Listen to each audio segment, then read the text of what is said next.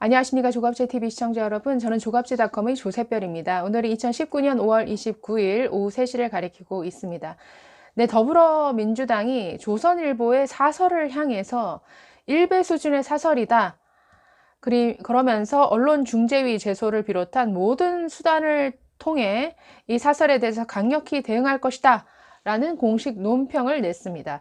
홍익표 민주당 수석 대변인이 27일자 조선일보 사설에 발끈하면서 같은 날 이런 성명을 냈는데요.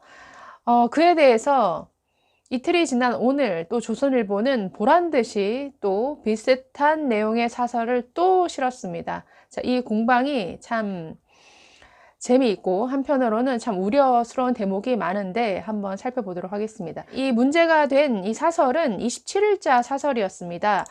27일에 조선일보가 제목 애끓는 군 순직에 대통령 총리 조문 없어 도 넘은 북한 눈치 보기라는 제목의 사설을 실었습니다. 이 사설을 잠깐 소개해드리면 이렇습니다.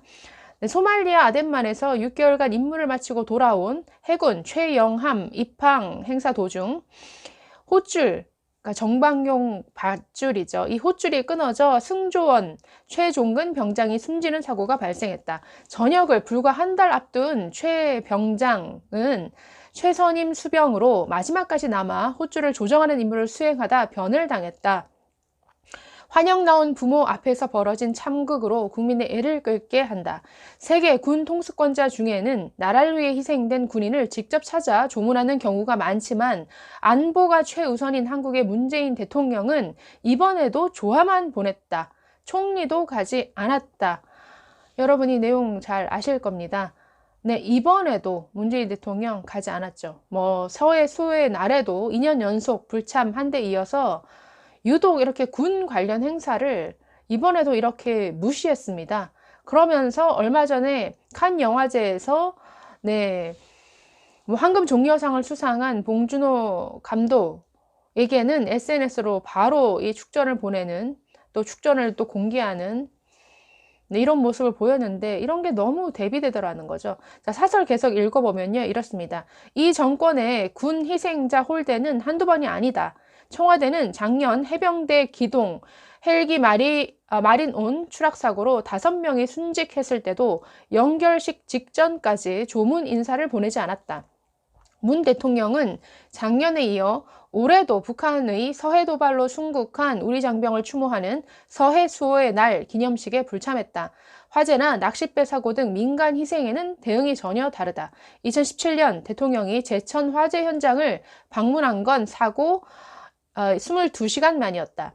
인천 낚싯배 사고 때는 국무회의에서 단체 묵념까지 했다. 그러면서 순직 용사에게만 인색한 것은 결국 북한 때문일 것이다. 김정은 쇼를 다시 하려고 북이 싫어하는 일은 무조건 피하려는 것이다. 최근 북은 우리 군 관련이라면 사사건건 시비를 거는 상황이다. 국방부 수뇌부는 북 눈치를 보는데 한술 더 뜬다. 북의 천안함 폭침, 연평도 포격 등 서해 도발에 대해 불미스러운 충돌, 일부 이해할 부분이 있다. 라고 하는 국방부는 야당 대표에게는 한치도 물러서지 않는다.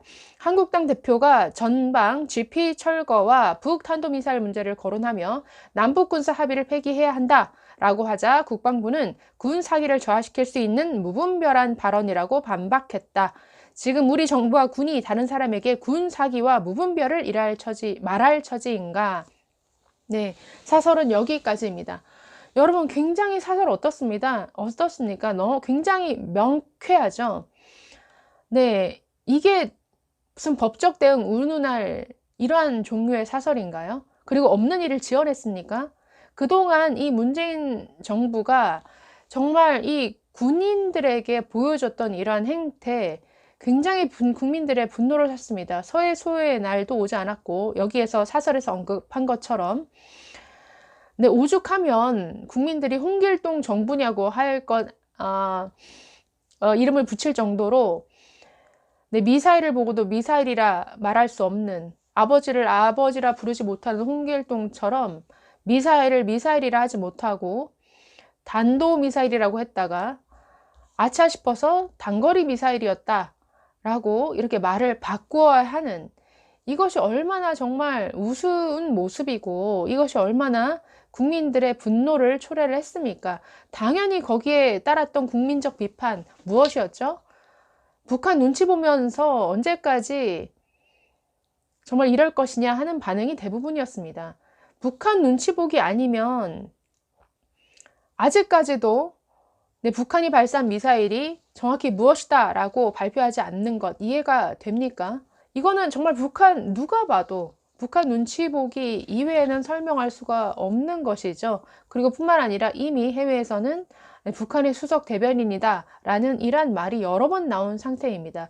이런 상태에서 이런 조선일보의 사실에도 부합되고 이런 시각, 어떤 북한 눈치 보기라는 정말 국민들까지도 느끼는 이런 당연한 논평을 한 것에 대해서 지금 민주당이 이게 정말 발끈할 일인가요? 그런데 발끈한 거 보니까 굉장히 이것이 아픈 부분이었나 봅니다. 자, 같은 날 27일 날 홍익표 민주당 수석 대변인이 오전에 즉각 현안 브리핑을 통해서 이렇게 항의를 했습니다. 이렇게 말을 했네요. 오늘 조선일보가 애끓는 군 순직의 대통령 총리 조문 없어 도 넘은 북 눈치 보기 라고 사설을 쓴 것에 대해 매우 강력하게 유감을 표명한다. 사설은 해당 신문사의 공식적 입장을 대변하는 것이다. 방상훈 대표는 이런 사설이 나온 경위에 대해 조사하고 이것이 조선일보의 공식 입장인지를 밝히라 라고 요구를 했습니다. 아니 이걸 왜 묻죠? 사설이 신문사의 공식 입장을 대변하는 것이다 라고 앞에서 언급해놓고 공식 입장인지를 밝히라고 또 묻네요. 그거 몰라서 묻습니까? 사설이 당연히 조선일보의 공식적인 입장이죠. 이것에 대해서 지금 방상훈 대표에게 그것도 그 경위를 밝히라라고 요구하고 있습니다. 이 사설이 나온 경위에 대해서 조사를 하고 공식 입장인지를 밝히라. 아니 지금 정말 이거는 심각한 무슨 언론 자유 침해를 넘어서 이건 언론 검열하겠다는 뜻인가요? 어떤 엄연히 편집국이 있고 엄연히 논설실이 따로 있는데 아무리 사주라고 뭐 기자들이 쓰는 어떤 기사의 방향이라든가 편집 방향, 사설 방향 감내나라 배내나라 할 수 없습니다. 방상훈 대표가. 그런데 방상훈 대표를 향해서 경위에 대해서 조사를 하고 공식 입장인지를 밝히라라고 사주에게 요구를 하고 있습니다. 이것은 사주에게 지금 이 언론사의 기사나 어떤 사설 방향에 대해서 지금 간섭하라라는 이러한 요구가 되죠. 이게 지금 무슨 도를 넘은 이러한 요청인가요? 가끔 이 민주당이 집권 여당 그리고 청와대의 언론과는 정말 깜짝 놀랄 때가 있습니다. 예전에 문제가 됐었던 블룸버그 통신이 문재인 대통령을 가리켜서 김정은의 수석 대변인이다 라는 이 문구를 넣었다가 그래서 검은머리 외신 기자가 쓴 매국 행위에 가까운 이런 식의 논평을 민주당이 또 냈었습니다. 어처구니가 없었죠. 그 논평이 나가고 나서 정말 국제 언론계에서 들끓었습니다. 명백한 언론자유 침해고 인종차별적인 발언이다. 즉각 철회하라, 사과하라 라고 했지만 미루다가 겨우 아주 짤막한 대변인의 사과 아닌 사과가 이렇게 있었습니다. 그런데 지금 조선일보 사설에 대해서 또 이렇게 나온 것이죠. 나머지 한번 다시 읽어보면 순직한 군인의 장례식에 총리나 대통령이 방문하지 않는 것에 대해 유감을 표명하고 참석을 요청할 수 있다. 그러나 이것을 북한 눈치 보기나 남북 관계와 연관짓는 것은 전혀 사실과 다르다 라고 주장을 했는데 사실 아닌가요? 누가 봐도 사실관계 이런 논평 얼마든지 사설을 통해서 할 수가 있는 것이죠. 북한 눈치 보기 아니냐 이런 문제 제기를 언론사가 당연히 할 수 있는 것이죠. 왜 못합니까? 그러면서 민주당은 이와 관련해 언론중재위 제소를 비롯한 모든 수단을 통해 이 사설에 대해 강력히 대응할 것이고 조선일보사의 사과와 재발 방지를 촉구한다라고 말을 했습니다. 네, 모든 수단을 동원하겠다. 강력히 대응하겠다. 네, 이것은 언론사에게 정말 재갈 물리려는 이런 의도로밖에 안 느껴집니다.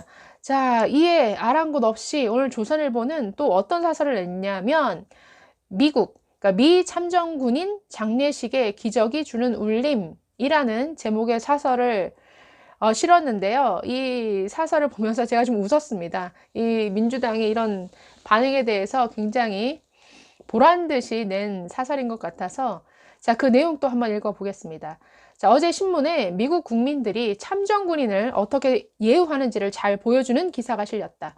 6.25 참전 용사인 헤즈키야 퍼킨슨 씨는 지난주 90세의 나이로 요양원에서 숨졌다.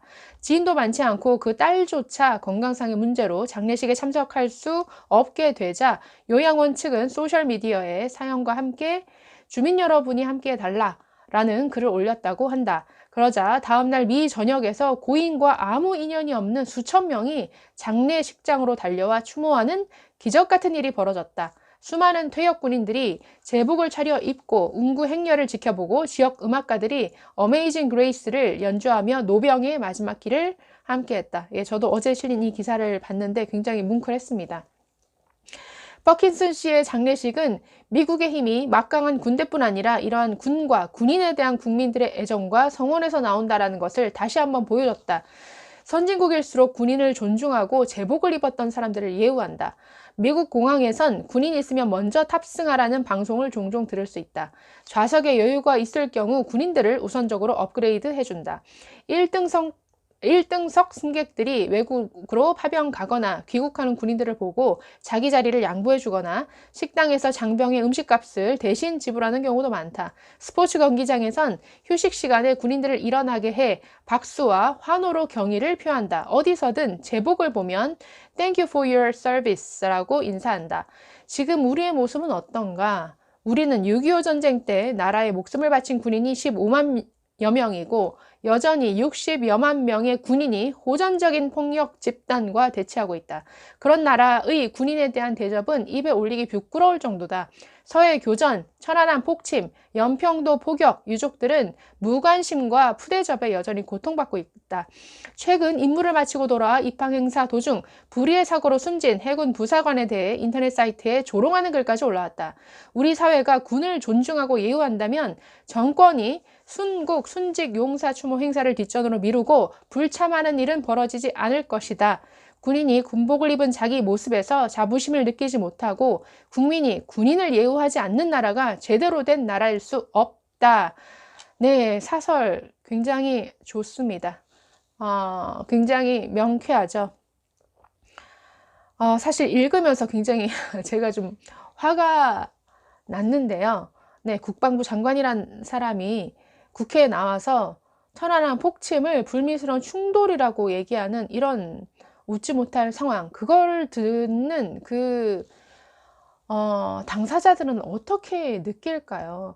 세월호 참사는 지금 몇 년이 지나도록, 3년, 4년, 5년이 지나도록 정말 대규모로 이루어지고 있고, 40년 전의 일, 5.18 광주, 대통령이 가서 그렇게 부둥켜 안고 함께 울어주는 이런 모습을 보이는데, 왜 이런 행사에는 안 갑니까? 저도 이해할 수가 없습니다. 여기 이 사설, 두 사설에 달린 굉장히 많은 댓글들도 다 그런 반응입니다. 북한 눈치 보기, 이건 나라냐?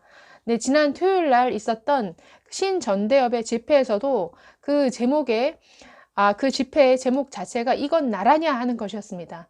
국민들의 입에서 이건 나라냐라는 목소리가 나올 정도의 지금 모습을 보여주는 것은 이 정부죠. 이런 사설에 발끈할 것이 아니라 이 사설을 통해서 정말 국민들이 이 정부를 어떻게 보고 있는지, 그리고 스스로 이 군인들을 어떻게 대우하고 있는지 스스로의 모습을 좀 되돌아봤으면 하는 그런 바람입니다. 네, 감사합니다.